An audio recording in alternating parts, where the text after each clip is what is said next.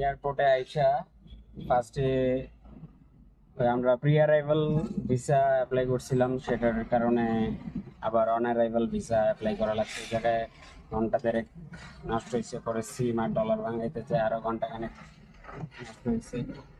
তারপরে বাইরে ট্যাক্সিওয়ালাদের একটা বার্গেনিং, মানে সবকিছু মিলে नेपाल तो सुंदर। हमें कौन सा होटल बोला? तामिल जो है जगह नाम होटल एंड स्पा एंड दाराव একটা মিনিট একটা এটা किसी पर अब लोकेशन भेज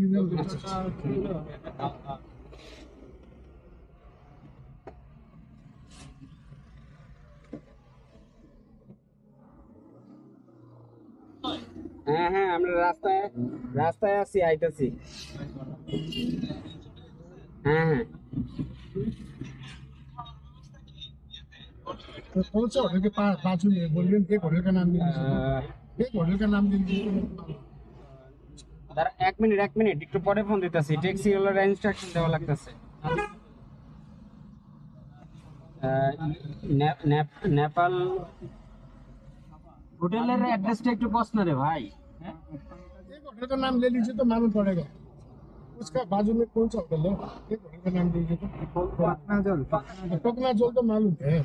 वो होटल का नाम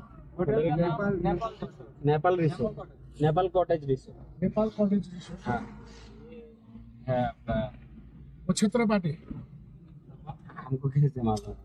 नेपाल रिसोर्ट कॉटेज। वो होटल का एक नाम, होटल का नाम बताइए ना। ये तो होटल का नाम ही है। होटल का नाम है, वो दूसरा होटल का एक नाम बताइए तो मालूम पड़ेगा। हम लोग